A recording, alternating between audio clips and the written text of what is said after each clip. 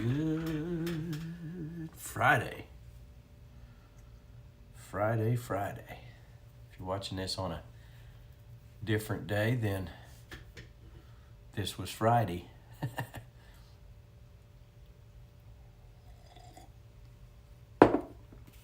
Oh, man. It'll be another pretty day. This is the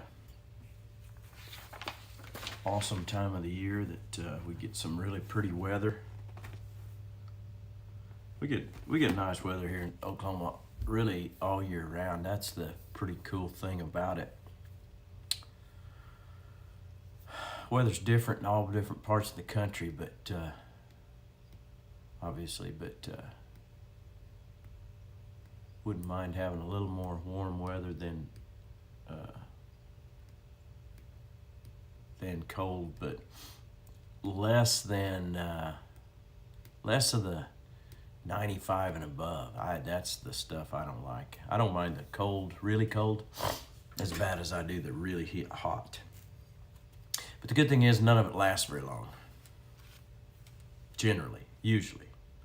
Now we get into some periods of summers that seem to not want to end, and not not end, but be extremely hot. We have those summers that we start hitting the high 90s early, and then stays hot into the upper 90s and hundreds up to, for hitting 100 and above 100 every day for a lot of days. And boy, those are rough. It's hard to work in that stuff. You go to grab, put your hand on the pickup, or put your pick up tools, or handle anything, and it's burn your hands. And morning, Brad. Good morning, Wendy. Morning, Mara. Morning, Mom. Morning, Boyd. Valerie. Sherry, good to see you. Got a few on here live already. I didn't realize what time it was. I'm running a little bit behind, a couple of minutes maybe. But we're getting there. Give us just a minute and see where we're going to go here today. I had 2 or 3 things that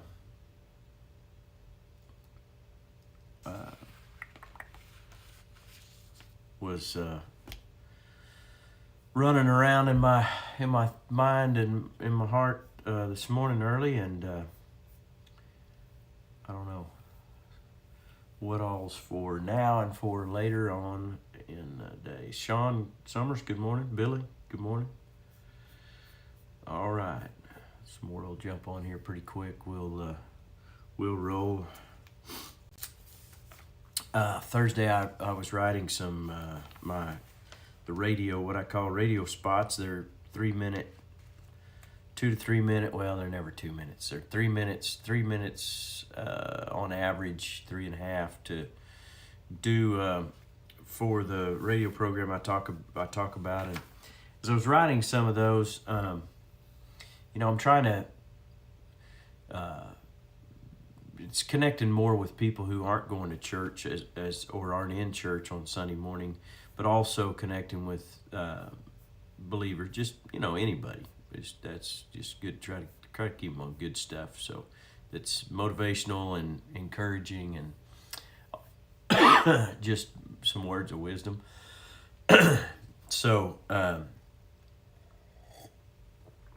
one of the things I was studying for that, to get that material out, was talking about who you got around you. And so we'll talk about that. I guess we'll talk about that today. Let's go to Proverbs. I guess that's where I'm at right now. Proverbs chapter 13. Proverbs chapter 13. Let's go over there. I love the book of Proverbs. We taught all the way through it one time, or we taught most of the way through it. I do have just kind of a highlight on each chapter on my podcast.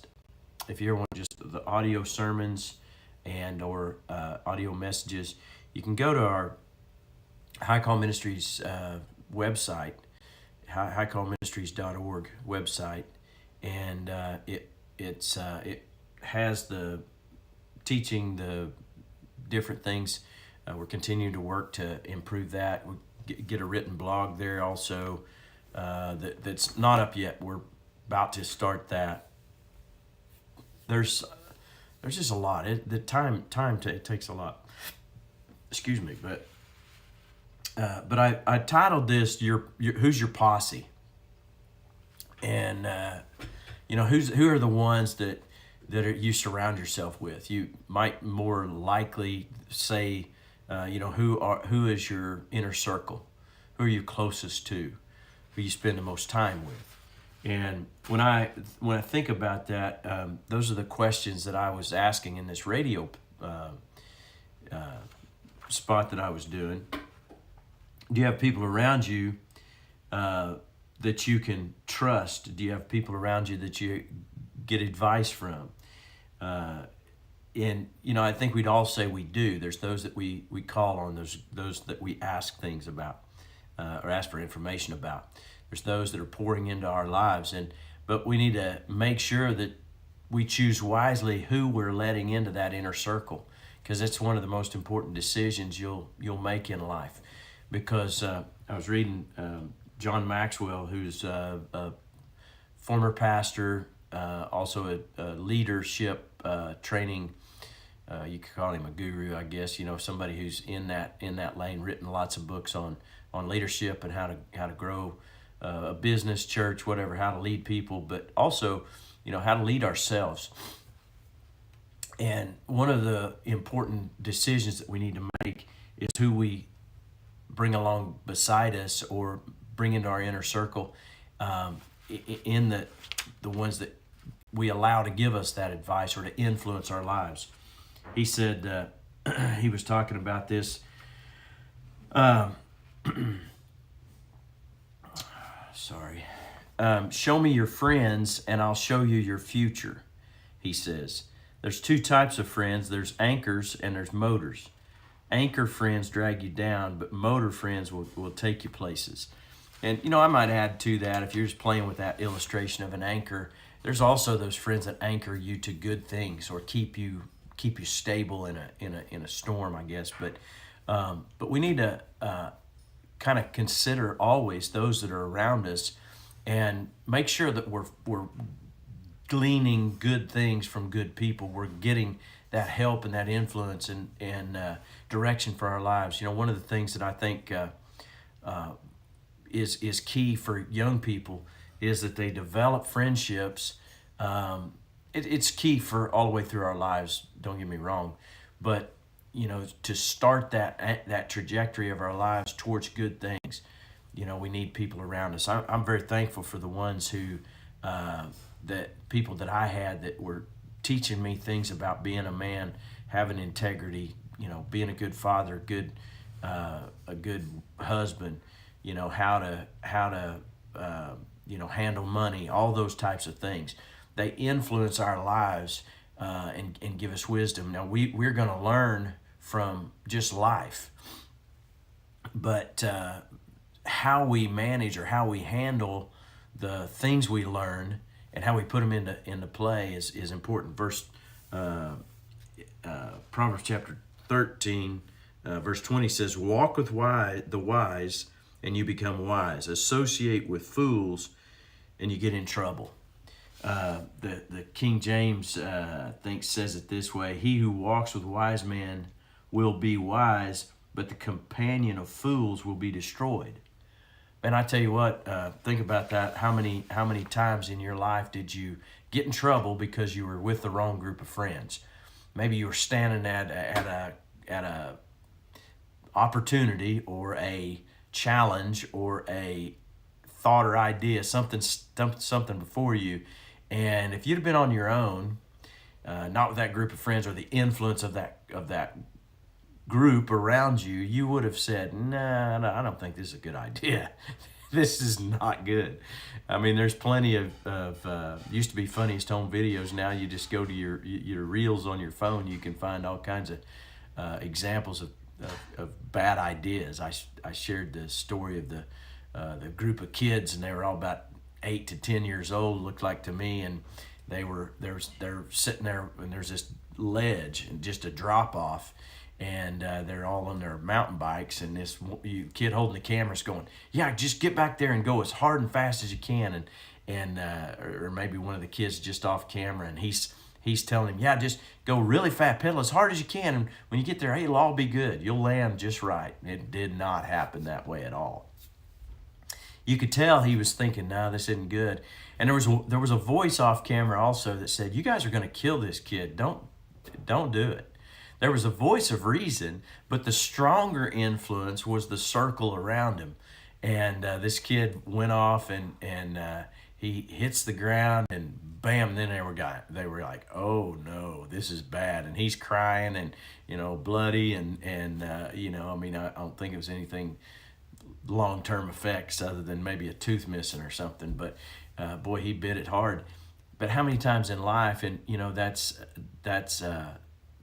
probably been some of us at times. We've done things because of the encouragement around us, but how many other times have we, maybe worse than making one bad jump on your bicycle, maybe it was not doing something that should have been done, maybe not taking a positive risk where a job's concerned, maybe not going to getting the right education, whether it's VOTEC or school, maybe not being willing to stay on a job and just learn and just apprentice more or less and gain the knowledge that you can gain.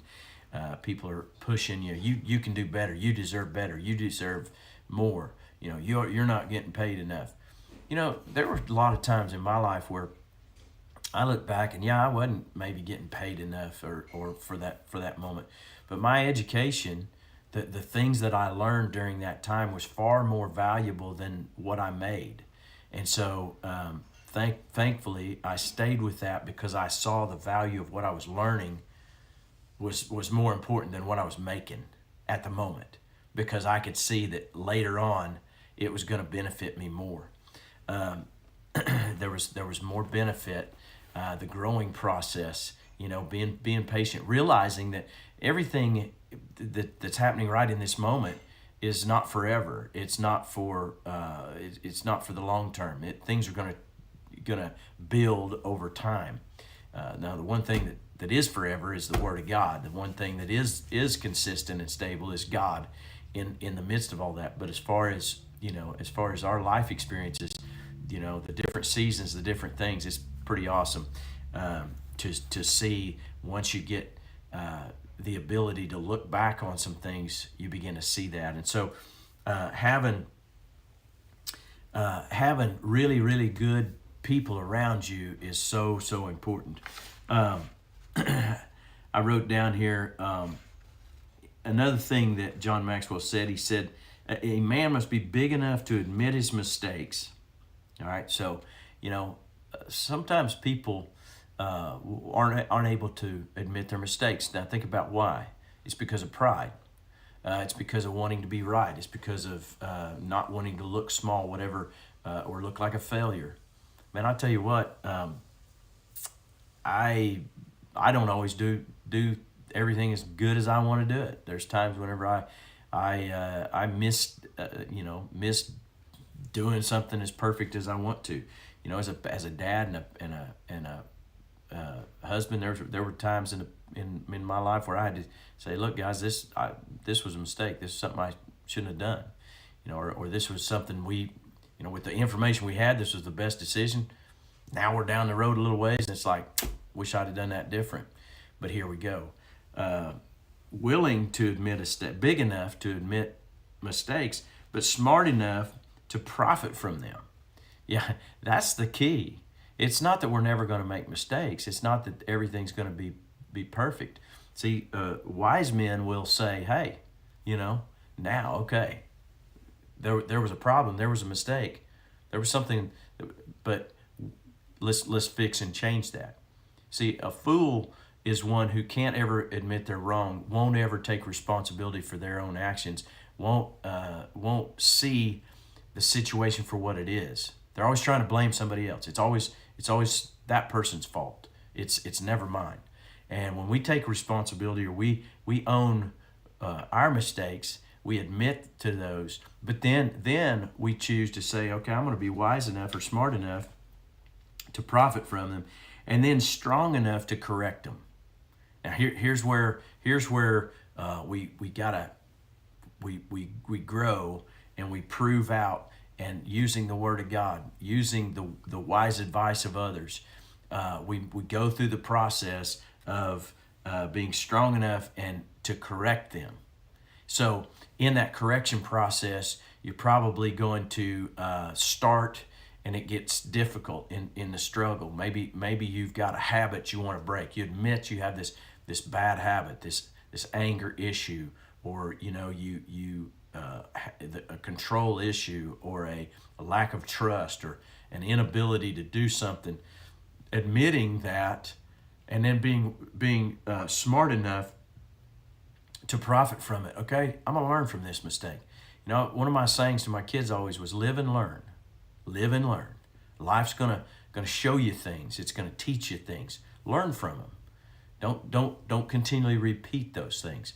Be willing to admit, smart enough to make the corrections, or profit from them, and then strong enough to make the corrections. And sometimes those corrections are difficult. I'll close with this illustration. I've been practicing playing guitar, doing some things different, where I've played guitar quite a while now. I'm pretty decent at it, but I got to get better. I want to get better, and so I'm taking some lessons, and I'm working at doing some things different and breaking habits that I established by teaching myself, or by only needing to play, or wanting to play, or having to play at a certain level. But wanting to go up to another level, there's things that I was doing that were causing slower chord changes, or not able to, working my right hand like it needs to be on the pick. There's tricks, there's things that I have to unlearn. Well, sometimes unlearning things is harder. You've got this certain way you respond. There's certain things that you do. There's certain habits you're in. Sometimes the corrective process, I remember that with roping. I'd have somebody that had roped and done something, helping them, and they'd done something wrong for a long time, and built this habit. And it's sometimes hard to correct and change that, adjust and adapt. It takes time. You may have a habit of saying the wrong things at the wrong time. You may have a habit of always picking negative things. You're going to have to change your words, change the way you say stuff. There is a challenge to that. So being willing to admit that, being smart enough to profit from it, and strong enough to correct it. It means every time you make that mistake, you go back and correct it. Slow things down, go back to basics, bring the things in, and establish the correction. Well, listen, as you go throughout your day today, think about that. Ask the Lord, God, is there something that I need to be better at, things that I want to change in my life? And who around me is maybe bringing some of that out. If you got people around you that are causing you to be in the wrong place, then say, Lord, show me how to change and adapt my inner circle. You may still be friends. You may have to live with this person. You may be married to them, but you're going to say, hey, I'm going to make sure that the influences that I'm going to gain some other influences. I'm going to gain some other friends. I'm going to gain some other close associates. And sometimes those are through books or teaching that you may never have that sit down personal conversation with, but you're going to start to receive from them. So listen, as you go through your day, let God guide and direct you and show you all those things. And go get them for Jesus. Love y'all. Who do we got on here? Ryan, good to see you. Robin, good morning. I'll be replaying this for K&A. That's awesome. Charity, that's great. You got teenage kids, and How many times have we told our kids, be careful who you're with? How many times do you tell your kids, and yet I see adults that need to hear this just as much as a teenager. But the people you're around influence you. I could go back, and I don't have time to do it today, maybe another day, but I've got stories and stories and stories about the good and the bad influences in my life. And thankfully, I've had many more good influences than I did bad way back there in the past. Y'all have a great day.